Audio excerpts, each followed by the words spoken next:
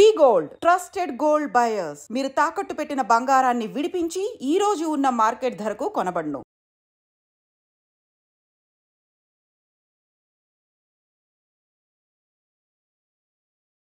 అత్యంత ఘోరమైనటువంటి రోడ్డు ప్రమాదం అయితే జరిగింది. అది గుంటూరు సమీపంలో, అంటే గుంటూరు జిల్లా వినుకొండ మండల గ్రామ పరిధిలో ఉన్నటువంటి ఒక ప్లేస్ లో అయితే ఈ బొలెరో వాహనం, అట్లాగే కూలీలతో వెళ్తున్నటువంటి బొలెరో వాహనం, అట్లాగే లారీ రెండు కూడా అత్యంత వేగంతో ఢీకొట్టినటువంటి పరిస్థితి అయితే కనిపిస్తోంది. అయితే అందులో చాలా మంది ఈ బొలెరో వాహనంలో అయితే చాలా మంది రోజువారీ కూలీలు ప్రయాణిస్తున్నట్టుగా కూడా చెప్తున్నారు. అయితే అత్యంత వేగంతో ఈ రెండు వాహనాలు ఢీకొనడం, అట్లాగే ఈ లారీ ఏదైతే ఉందో పూర్తిగా కొబ్బరి బోండాల లోడ్ తో వెళ్తున్నటువంటి లారీ కావడంతో అత్యంత వెయిట్ ఉంటుంది. అది కూడా అంటే బలంగా ఆ వెయిట్ వల్ల దట్టు లారీ కాబట్టి అది చాలా వెయిట్ గా ఉంటుంది ఒకటి. ఆ తర్వాత ఈ బొలెరో వాహనం మనకు తెలుసు చాలా మంది అందులో కనీసం ఒక 10 నుంచి 12 మంది డెఫినెట్లీ ఈ వాహనంలో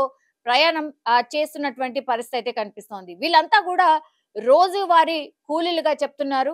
సో మరి అత్యంత వేగమే దీనికి కారణమా, లేకపోతే ఎవరిది మిస్టేక్ ఏంటి అనేది కూడా అక్కడ ఆ ఇన్సిడెంట్ జరిగినటువంటి ప్లేస్ లో ప్రాథమికంగా సమాచారం తెలుసుకోవడం, అట్లాగే ప్రత్యక్ష సాక్షులు చెప్పిన దాన్ని బట్టి పూర్తిగా దర్యాప్తు అయితే చేస్తున్న పరిస్థితి అయితే కనిపిస్తోంది. కానీ స్పాట్ లోనే 2 కూలీలు చనిపోయినరు.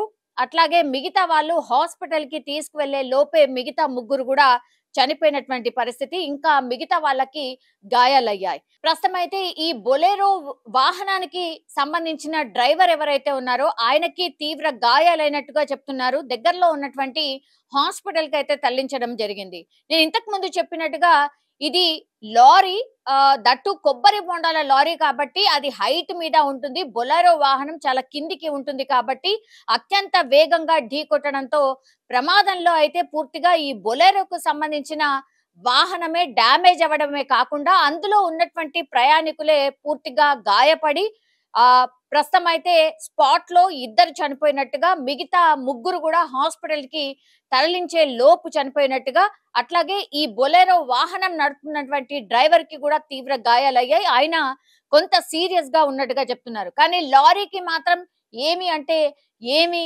కానటువంటి పరిస్థితి. సో దీంతో ఇప్పుడు అక్కడ పూర్తిగా రహదారి పూర్తిగా రక్తసిక్తం అయిపోయిన సిచ్యువేషన్ అయితే కనిపించింది. అట్లాగే అటు నుంచి ఇటు వెళ్లే వాళ్ళు ఎవరైతే ఉంటారో ఈ యాక్సిడెంట్ చూసిన వాళ్ళు కూడా చాలా మంది అటు పోలీసులకు ఇన్ఫర్మేషన్ ఇవ్వడం, ఇటు అంబులెన్స్ ని కూడా త్వరితగతిన రప్పించడం అయితే జరిగింది. సో స్పాట్ లో అత్యంత భయానకమైన వాతావరణం, ఎందుకంటే బొలెరో వాహనం పూర్తిగా నుజ్జు అయిపోయిన సిచ్యువేషన్ అయితే కనిపించింది. కానీ పాపం రోజువారీ కూలీలు వీళ్ళంతా పని కోసం వెళ్తున్నటువంటి క్రమంలోనే ఈ యాక్సిడెంట్ అయితే జరిగింది. కానీ ఈ మధ్య కాలంలో మనకు తెలుసు ఇట్లాంటి ఇన్సిడెంట్స్ చాలా కామన్ గా మారిపోయాయి.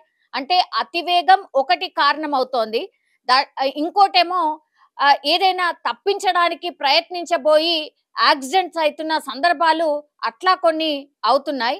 అట్లాగే కొంతమంది నిద్రమత్తులో కూడా ఉంటూ కొంచెం రెప్ప పాటులోనే యాక్సిడెంట్స్ జరిగిపోతూ ఉన్నాయి. ఇట్లాంటి సందర్భాలు కూడా ఉంటున్నాయి. కానీ ఈ పర్టికులర్ ఇన్సిడెంట్ లో మరి ఏం జరిగిందో తెలియదు. కానీ పాపం అమాయకులైనటువంటి ఒక 5 కూలీల ప్రాణాలైతే గాల్లో కలిసిపోయిన సిచ్యువేషన్ అయితే ఉంది. చూడాలి మరి పోలీసులు ఈ ఇన్సిడెంట్ లో ఏం తేలుస్తారు, ఎవరి మిస్టేక్ అనేది తేలుస్తారు అనేది చూడాల్సిందే. కానీ బొలెరో వాహనం అట్లాగే లారీ ఢీకొట్టినటువంటి సంఘటన గుంటూరు జిల్లా వినుకొండ మండల పరిధిలో అయితే కలకలమే క్రియేట్ చేసింది అని చెప్పొచ్చు.